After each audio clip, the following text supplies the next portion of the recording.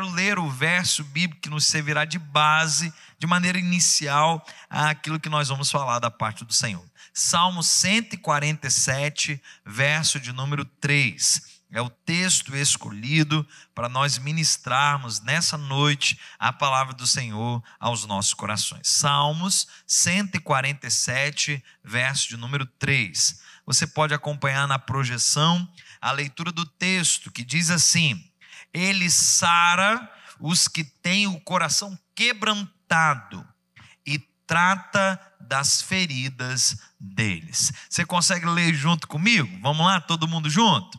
Ele sara os que têm o coração quebrantado e trata das feridas deles. Meu irmão, não sei se você já viveu a experiência de quando exposto a algo no objetivo de tratar, se dá conta de que nem você tinha dimensão do tamanho da ferida ou da existência dela. Por vezes eu estou tratando de pessoas, cuidando de pessoas, e eu percebo que a dor que elas imaginavam ter, às vezes está acentuadamente maior do que o que elas cogitavam num primeiro momento. Isso porque nós temos talvez dores enraizadas, nós temos coisas que já estão na nossa mente, no campo daquilo que não está tão visível a nós, já está meio que no nosso arquivo morto, e a gente não se dá muita conta. Todavia, é possível que você já se tenha visto com feridas, com marcas, já se tenha percebido com um coração machucado, e quem sabe conheça pessoas assim também. E há um alívio no meu ser, queridos, ao ler esse verso bíblico. Referindo-se a Deus, o salmista diz: Ele sara os que têm coração quebrantado. Sarar, queridos, era uma expressão utilizada por nós, talvez desde nossa infância. A gente caía ao correr, ralava o joelho, papai e mamãe vinham e diziam assim: fica tranquilo que vai sarar, vai ficar sarado. E às vezes até o choro a gente engolia, não é verdade? A gente pensava, se vai sarar, está tudo resolvido, né?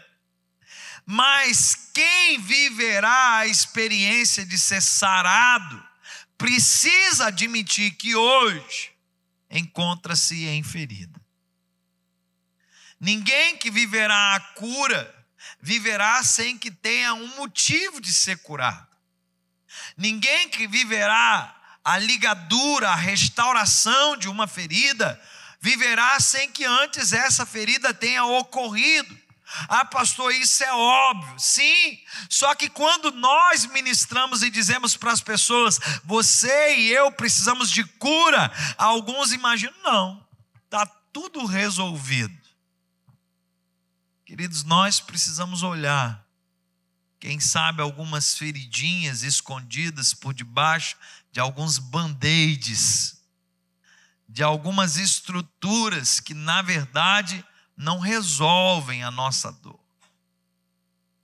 O que o salmista expressa é uma convicção em um Deus que pode sim nos sarar. Mas o primeiro passo para que sejamos sarados por Deus, eu acredito, é a consciência e a dimensão de que nós estamos feridos. Já imaginou se você não tivesse sintoma das enfermidades que às vezes nós temos que combater? Já imaginou se não houvesse nenhuma evidência de que algo de errado está acontecendo com o nosso corpo físico? Você acredita mesmo que a gente ia procurar algum socorro? Claro que não. Às vezes com o sintoma a gente dificulta a procura, né? Os homens talvez se identificam aí. A gente tem uma certa dificuldade, né? De ir, de fazer um check-up, uma coisa do tipo, né? A gente tem. Imagine então se não nos é aparente nenhum sintoma de nossa dor, de nossa aflição. Eu digo isso porque, conhecendo a vivência de igreja, tal como eu conheço, e você talvez da mesma forma, eu percebo que inúmeras pessoas possuem feridas e mantêm essas feridas por longo tempo, quando poderiam já ter procurado cura em Deus e serem saradas. Meu irmão, Deus te trouxe aqui nesse lugar. Você está na transmissão. E é importante que você entenda. Se algo não está em conformidade, procure ajuda. Se algo não vai bem, procure restauração. Pastor, mas isso eu acho que vai ser sinônimo de fraqueza. Eu precisaria me resolver sozinho. Não entra nessa paranoia, não.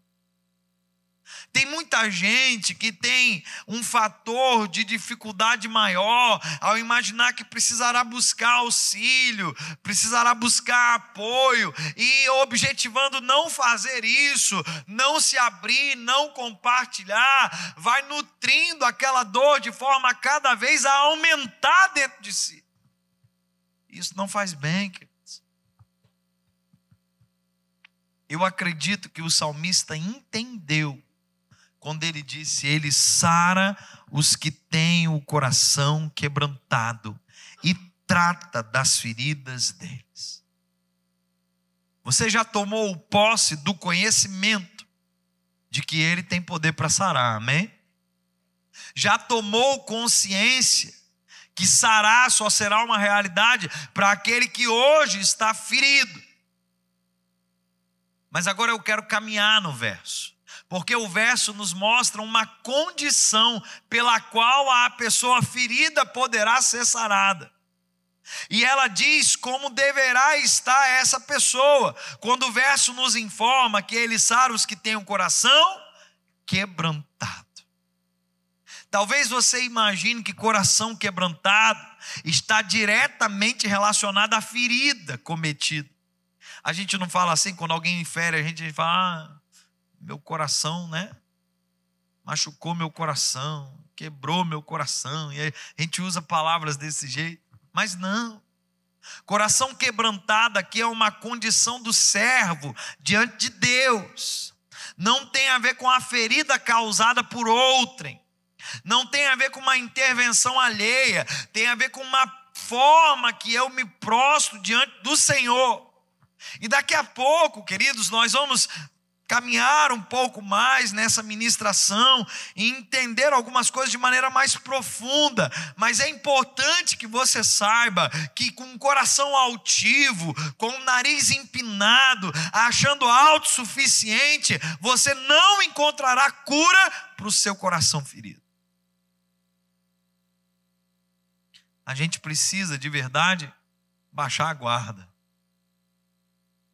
A gente precisa de verdade clamar por misericórdia da parte de Deus.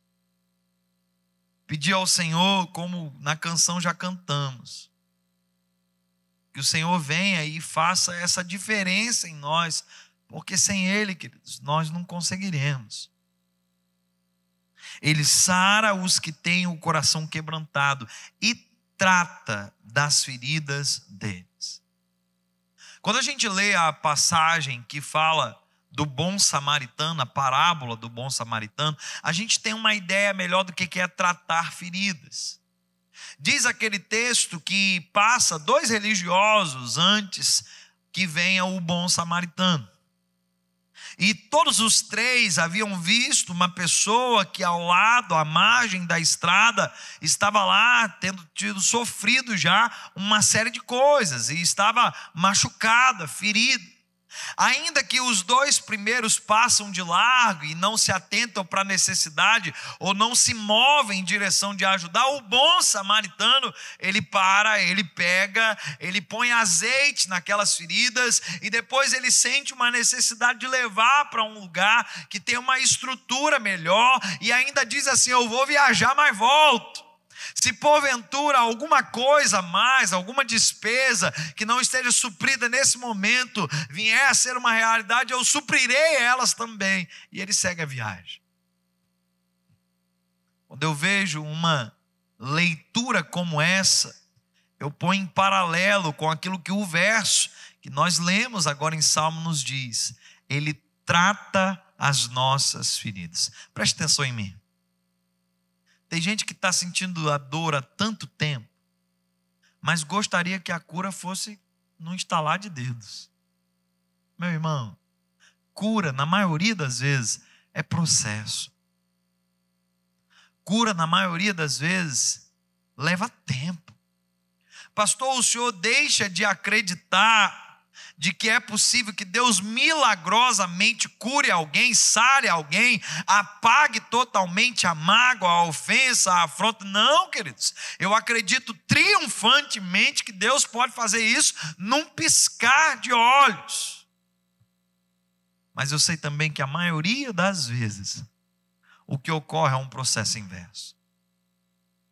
Se algo está em uma condição de deteriorização do nosso ser, esse nosso ser pode até ser restaurado, e eu creio que será, mas com um processo de restauração. Ele trata, mostra o comprometimento de Deus de ir cuidando de nós, do pior que nós nos encontramos até a condição exata de restauração. Ele trata, irmão.